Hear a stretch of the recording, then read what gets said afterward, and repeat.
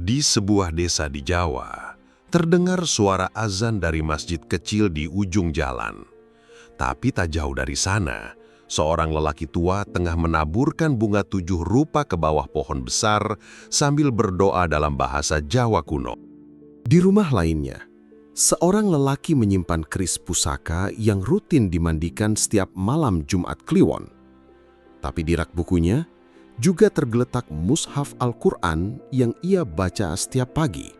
Fenomena seperti ini bukanlah hal asing di tanah Jawa. Seolah-olah Islam dan kejawen hidup berdampingan, namun kadang saling bertolak belakang. Pertanyaannya adalah, apakah ini bentuk harmoni antara agama dan budaya? Atau ini adalah hasil percampuran yang membingungkan antara tauhid dan tradisi lokal? Hari ini, kita akan menyusuri akar dari pertanyaan itu. Menelusuri asal-usul kejawen, masuknya Islam, bagaimana kedua sistem ini bersentuhan, lalu kapan dan di mana Islam menarik garis merah. Kejawen bukan agama resmi, tidak punya nabi, tidak punya kitab suci, tidak ada klaim wahyu. Namun, kejawen tetap hidup, bahkan kuat di tengah arus zaman. Ia bukan hanya bagian dari budaya, tapi adalah jalan hidup dan laku spiritual masyarakat Jawa yang terus diwariskan turun-temurun. Dalam kejawen, hidup ini bukan sekadar perjalanan biologis, tapi perjalanan batin dari asal-usul ke tujuan akhir. Dari dunia fana menuju kembali ke asal mula penciptaan. Kejawen mengajarkan manusia untuk menyatu dengan alam, dengan rasa, dan dengan Tuhan. Tapi bukan lewat syariat formal, melainkan melalui penghayatan batin. Filosofi terpenting kejawen adalah sangkan paraning dumadi, yaitu dari mana kita berasal dan kemana kita akan kembali. Ini adalah refleksi eksistensial yang sangat dalam. Dalam pemahaman ini, manusia berasal dari zat ilahi, dan seluruh kehidupan adalah proses untuk kembali ke asal itu. Melalui kesadaran spiritual, bukan sekadar ritual fisik.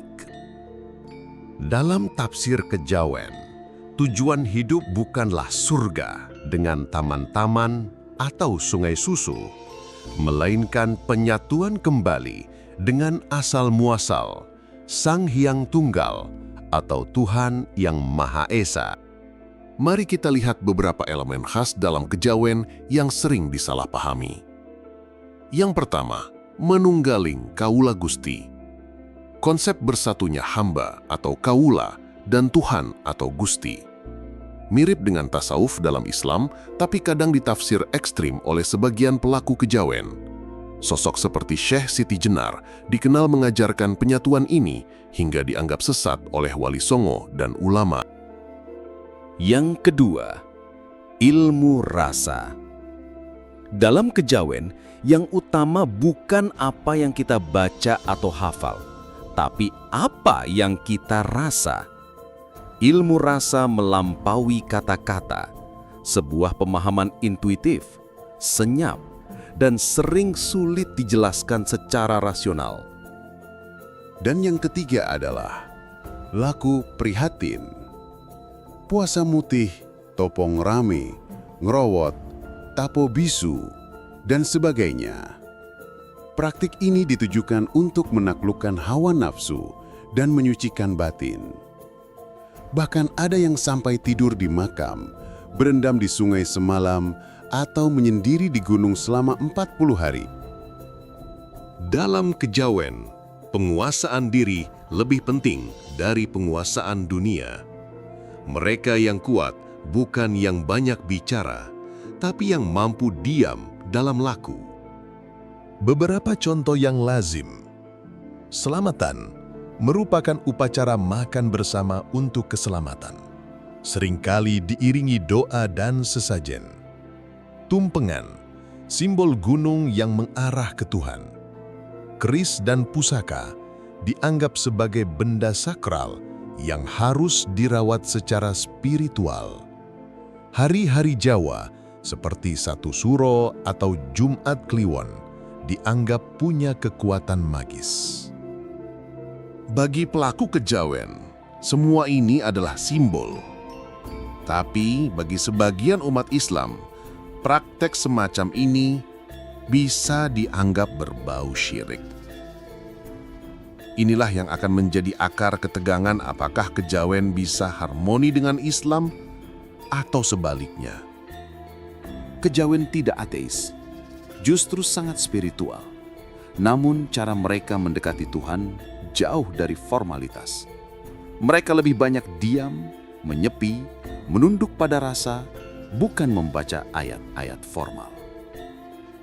Tidak ada konsep Allah, tapi ada Sang Hyang Widi, Tuhan sejati, Kang Murbeng Dumadi, yang semuanya menunjuk pada Zat yang Maha Esa. Mereka percaya Tuhan bukan nama. Tuhan adalah getaran batin, yang tidak bisa disebut tapi bisa dirasakan, yang tidak bisa digambarkan tapi bisa dihayati. Sebelum Islam datang ke Nusantara, kejawen sudah menjadi bagian dari kerajaan Hindu-Buddha seperti Majapahit dan Singosari. Kejawen menyerap banyak unsur dari Hindu seperti konsep karma, reinkarnasi, dan Buddha menyerap unsur seperti nirwana, meditasi, lalu berkembang dengan filosofi lokal. Oleh karena itu, ketika Islam datang dengan konsep tauhid dan syariat, kejawen tidak serta-merta hilang. Ia beradaptasi. Inilah cikal bakal lahirnya bentuk Islam kejawen yang tetap menyembah Allah dan sholat, tapi juga masih memegang lelaku dan tradisi leluhur. Inilah pertanyaan kunci.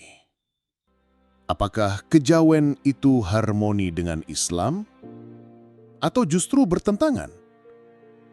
Islam mengajarkan tauhid murni, ibadah formal, syariat yang jelas, surga neraka sebagai imbalan amal. Sementara kejawen menyatu dengan Tuhan tanpa bentuk, tidak mengikat ibadah pada waktu dan gerakan, tidak mengenal dosa pahala secara hitam putih, lebih fokus pada batin daripada syariat. Mampukah keduanya berjalan bersama? Ataukah salah satunya harus mengalah? Di balik upacara tradisional dan gamelan sakral, tersimpan benturan antara iman dan budaya, syariat dan rasa, zaman dan kearifan lokal. Kejawen adalah cermin jiwa orang Jawa.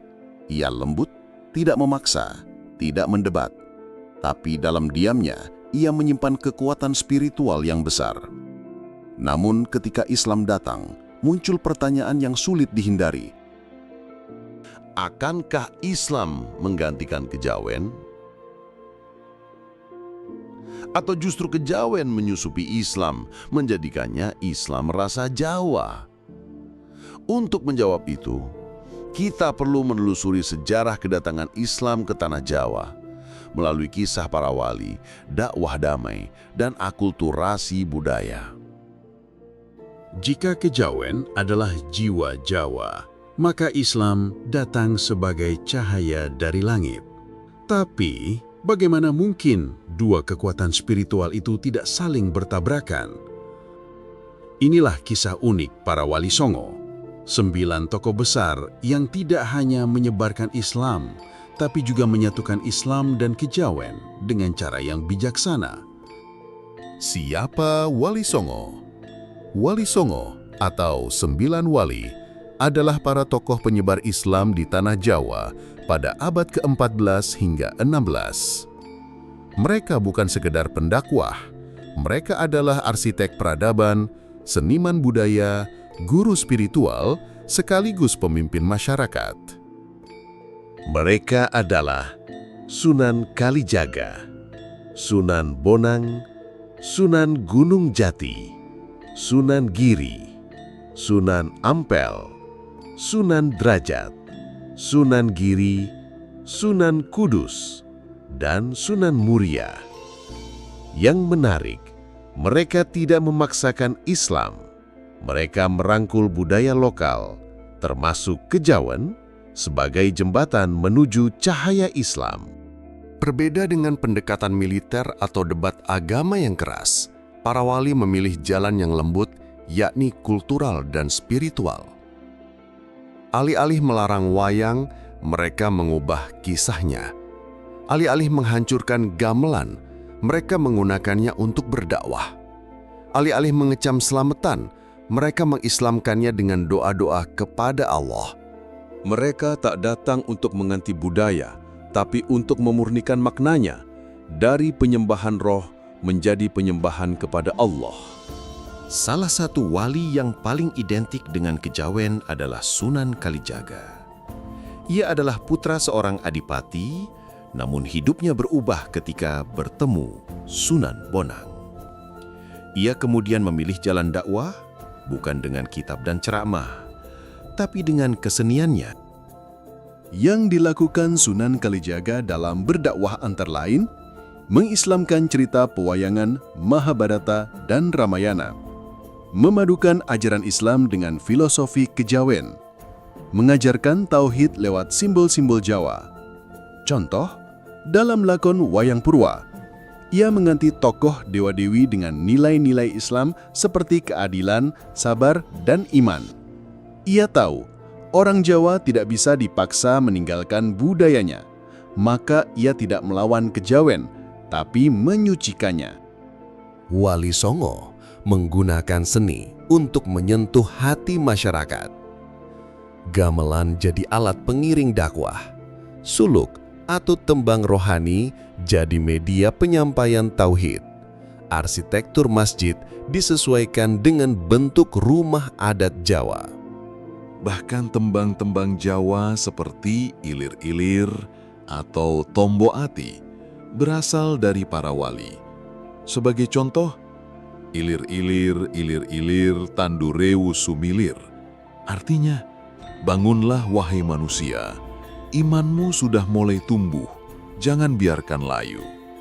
Di balik lagu sederhana itu, tersembunyi ajakan agar umat bangkit dari kelalaian dunia dan kembali kepada Allah. Wali Songo tidak mencabut akar kejawen, tapi menanam benih Islam di atasnya. Inilah yang disebut akulturasi budaya, yaitu pertemuan antara dua sistem kepercayaan.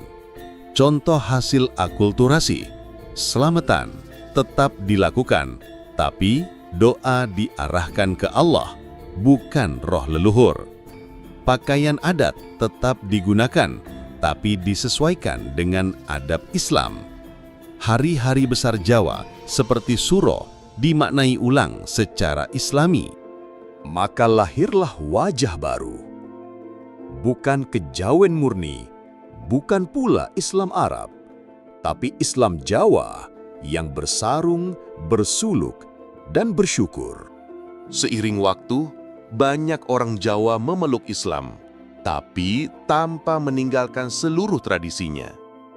Mereka tetap melakukan tirakat, menghormati pusaka dan leluhur, menjalani laku prihatin, menggunakan bahasa simbolik spiritual, namun kini semua itu dibingkai dalam tauhid. Inilah mengapa di Jawa kita jumpai orang Islam yang tetap datang ke makam leluhur, masih melakukan selamatan dan puasa mutih, bahkan membaca Al-Fatihah sambil membakar kemenyan. Meski awalnya damai, benih perbedaan mulai tumbuh. Sebagian Muslim melihat praktik kejawen sebagai kemusyrikan. Sebagian pelaku kejawen menolak syariat Islam yang dianggap terlalu formal. Terjadi perpecahan antara Islam santri dan Islam abangan. Apa yang dulu harmoni, kini mulai mengalami gesekan. Dan pertanyaannya kembali muncul. Apakah kejawen dan Islam benar-benar bisa berdampingan? Para wali Songo adalah jembatan antara dua dunia. Dunia kejawen yang penuh simbol dan rasa, dan Islam yang datang dengan wahyu dan syariat. Mereka tak menghapus budaya, tapi menyucikan maknanya. Namun, zaman berubah, dan pertanyaan besar mulai muncul. Apakah Islam masih bisa akrab dengan kejawen di masa kini? Ataukah zaman modern memaksa umat Islam untuk memurnikan ajaran dan menolak budaya lokal? Zaman boleh berubah, tapi akar budaya sulit tercabut begitu saja. Setelah para wali berpulang, semangat dakwah kultural pelan-pelan bergeser. Muncul dua wajah Islam di Jawa. Yang satu teguh pada syariat, yang lain tetap menyatu dalam tradisi. Maka lahirlah dua istilah yang mengguncang sejarah, Islam santri dan Islam abangan. Kedua istilah ini mencuat dari penelitian ilmuwan Belanda Clifford Geertz pada tahun 1950-an di Jawa Timur. Ia membagi masyarakat Jawa menjadi 3 kelompok besar. Yang pertama, santri, Muslim yang patuh terhadap syariat Islam secara formal, menjauhi praktik budaya lokal yang dianggap bid'ah atau syiik. Biasanya belajar di pesantren, mengenakan peci dan sarung, serta dekat dengan kiai. Yang kedua, abangan. Muslim secara identitas tapi lebih terpengaruh oleh budaya kejawen. Mengutamakan nilai-nilai spiritual Jawa seperti harmoni, lelaku, dan sedekah bumi. Menerima ajaran Islam tanpa meninggalkan ritual leluhur. Dan yang ketiga adalah priayi, kelompok elit birokrat dan bangsawan, cenderung sekuler dan rasional, menjadikan agama sebagai simbol status sosial. Dari sini, Geertz menyimpulkan, Islam di Jawa bukanlah satu, tapi beraneka wajah. Ketegangan antara santri dan abangan mulai tampak jelas dalam beberapa aspek. Pertama, pandangan terhadap tradisi. Santri menolak praktik seperti selamatan, ruatan, atau sesajen karena dianggap syirik. Abangan menganggap itu bagian dari identitas budaya yang mempererat masyarakat. Yang kedua, cara beragama. Santri menekankan ibadah formal, sholat 5 waktu, zakat, puasa Ramadan. Abangan lebih mengutamakan laku batin dan nilai-nilai etis seperti gotong royong, hormat leluhur, dan tirakat. Maka Islam di Jawa pun terbelah secara tak resmi. Dalam 2 arus yang berjalan di jalannya masing-masing. Pertentangan ini mencapai titik panasnya di abad ke-20, terutama pasca kemerdekaan Indonesia. Ormas-ormas Islam seperti NU dan Muhammadiyah muncul dari basis santri. Gerakan politik kiri seperti PKI justru menarik simpati dari kalangan abangan karena memperjuangkan petani dan rakyat kecil. Perbedaan ini memuncak pada tragedi 1965, di mana banyak anggota PKI dan simpatisannya yang sebagian besar abangan menjadi korban kekerasan dan banyak pesantren terlibat dalam proses penumpasannya. Islam dan kejawen yang dulu saling bersentuhan, kini menjadi simbol 2 kutub sosial yang berseberangan, bahkan saling mencurigai. Namun, tidak semua orang memihak ekstrim santri atau abangan. Mayoritas masyarakat Jawa hidup di tengah-tengah. Kita ambil contoh di kehidupan sehari-hari. Seorang petani bisa rajin sholat, tapi tetap melakukan selamatan. Seorang ibu bisa mengaji, tapi tetap percaya pada weton kelahiran. Seorang pemuda bisa mondok di pesantren, tapi tetap menghormati keraton sebagai pusat spiritual Jawa. Ini yang disebut dengan sinkretisme budaya, perpaduan antara agama dan tradisi. Seperti aliran sungai dan laut, mereka tidak selalu terpisah. Kadang bersatu, kadang beriak. Pertanyaan besar mulai muncul di kalangan akademisi dan tokoh Islam. Apakah Muslim abangan itu Islam secara hakiki atau hanya simbolik? Apakah mempertahankan budaya lokal berarti menolak Islam? Beberapa ulama mengatakan, Islam bukan sekadar identitas, ia adalah keyakinan dan amal yang benar. Namun para budayawan membalas, menghapus budaya bukan memurnikan agama, tapi mencabut jati diri bangsa. Memasuki era reformasi, banyak gerakan dakwah Islam mengusung misi tajdid atau pemurnian ajaran Islam yang cenderung menolak praktik-praktik kejawen. Dakwah di televisi menyerukan larangan tahlilan dan selamatan. Ustadz-ustadz muda menyebut kejawen sebagai bid'ah dan warisan Hindu-Buddha. Beberapa pesantren mendidik santri agar meninggalkan semua adat Jawa. Maka kejawen pun berada di ujung tanduk, antara disucikan atau disingkirkan. Dari Wali Songo ke Clifford Geertz, dari dakwah damai ke konflik ideologi, perjalanan Islam dan kejawen di tanah Jawa telah melewati fase akulturasi, adaptasi, dan kini polarisasi. Apakah benturan antara santri dan abangan bisa disatukan? Atau memang keduanya akan terus berjalan di rel yang berbeda? Di balik bau dupa dan senandung tembang lirih, tersembunyi satu warisan intelektual yang dalam, filsafat kejawen. Sebuah cara hidup yang tak hanya berbicara tentang dunia, tapi juga tentang asal-usul dan tujuan hidup manusia. Namun, inilah pertanyaannya. Apakah ajaran kejawen itu sejalan dengan tauhid Islam atau justru menantangnya? Filsafat kejawen bukanlah sistem filsafat formal seperti Barat. Ia tidak tertulis dalam buku tebal, tapi hidup dalam peribahasa, simbol, dan ritual. Kejawen berbicara dengan bahasa batin, bukan logika akademik. Kejawen melihat hidup sebagai perjalanan.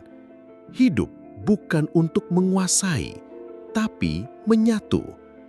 Manusia adalah bagian dari semesta yang terus berputar. Urip iku mung mampir ngombe. Hidup ini hanya mampir minum. Sebentar, singkat, dan penuh makna. Mari kita lihat beberapa konsep inti dalam ajaran kejawen yang paling sering dibahas. Pertama, Sangkan Paraning Dumadi, artinya asal-usul dan tujuan penciptaan. Kejawen meyakini bahwa manusia berasal dari Yang Maha Ada atau Sangkaning Dumadi dan akan kembali kepadanya atau Paraning Dumadi. Sebuah konsep yang mirip dengan Islam, Inna lillahi wa inna ilaihi roji'un. Namun, perbedaannya, Islam mengakui adanya entitas Tuhan yang transenden. Kejawen cenderung monistik, menyamakan Tuhan dan alam sebagai satu kesatuan. Disinilah mulai muncul gesekan antara tauhid murni dan mistisisme metaforis. Yang kedua, Manunggaling Kawula Gusti. Makna bersatunya hamba dan Tuhan. Konsep ini terkenal dari ajaran Syekh Siti Jenar, tokoh kontroversial dalam sejarah Jawa. Ia mengajarkan bahwa aku adalah Tuhan dan Tuhan adalah aku. Karena sejatinya tidak ada yang wujud selain Tuhan itu sendiri. Ini mirip dengan paham wahdatul wujud dalam tasawuf Ibnu Arabi. Namun ditafsirkan oleh banyak ulama sebagai bentuk hulul, penyatuan diri dengan Tuhan yang ditolak dalam Islam. Pandangan Islam ortodoks, Allah tidak menyatu dengan makhluknya. Allah Maha Tinggi dan tidak bisa dipersamakan dengan apapun.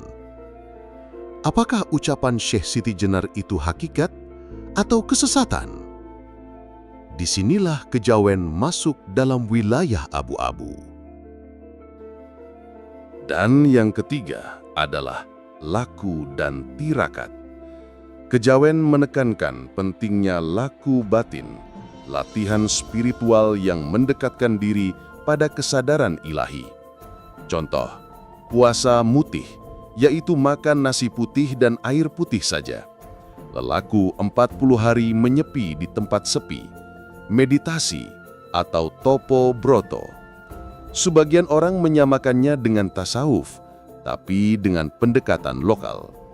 Namun, laku dalam kejawen seringkali tidak merujuk pada tuntunan syariat, mengandung unsur animisme atau mistik lokal. Apakah semua itu bisa dikategorikan ibadah atau hanya warisan leluhur? Banyak ulama melihat ajaran kejawen mengandung unsur-unsur yang menyalahi tauhid. Antara lain, 1. Monisme metafisik, yaitu menganggap semua adalah Tuhan atau panteisme. 2. Syirik khafi, menyamakan batin manusia dengan Tuhan. 3. Menghapuskan syariat karena dianggap cukup dengan kesadaran batin. Islam menekankan bahwa tauhid bukan hanya soal keyakinan batin, tapi juga harus dibuktikan dengan amal dan syariat yang sesuai wahyu. Maka pertanyaannya pun menggantung, apakah kejawen masih bisa disebut bagian dari Islam jika ia tak lagi menyisakan ruang untuk wahyu? Banyak akademisi dan peneliti melihat kejawen sebagai sinkretisme, perpaduan antara Islam, Hindu, Buddha, dan animisme lokal. Namun ini menimbulkan dilema. Di satu sisi, kejawen mempermudah dakwah di Jawa. Di sisi lain, kejawen bisa mengaburkan akidah yang murni. Disinilah batas menjadi kabur, ketika Islam hanya menjadi nama, tapi bukan jalan hidup. Kita telah membahas asal-usul kejawen, bagaimana Islam masuk ke tanah Jawa, dan juga metode luar biasa para wali songo dalam berdakwah. Sebuah perpaduan antara hikmah, kebijaksanaan lokal, dan keteguhan akidah. Tapi, ini baru permulaan dari kisah besar yang menyatukan dua dunia, Islam dan kejawen. Pertanyaannya kini, apakah perpaduan ini benar-benar selaras atau justru menyimpan titik-titik pertentangan yang mendalam? Apa pendapat kalian sejauh ini? Apakah tradisi kejawen yang kamu kenal cenderung mendekatkan pada Islam atau justru menjauhkan dari kemurnian tauhid? Tulis pendapatmu di kolom komentar. Kita ingin dengar pengalaman dan pandangan dari berbagai daerah Nusantara. Di video selanjutnya, di video part 2, kita akan bahas lebih dalam praktik-praktik kejawen yang kontroversial, pandangan ulama klasik dan kontemporer terhadapnya, dan bagaimana Islam hari ini merespon pengaruh budaya lokal. Jangan lewatkan kelanjutannya. Klik tombol subscribe, nyalakan lonceng notifikasi, dan nantikan tayangan lanjutan yang lebih mendalam di part 2, Islam dan Kejawen, Harmoni atau Pertentangan. Terima kasih sudah menyimak hingga akhir. Semoga setiap ilmu hari ini menjadi cahaya di hati kita dan menjadikan kita Muslim yang lebih bijaksana dalam memandang perbedaan. Wassalamualaikum warahmatullahi wabarakatuh.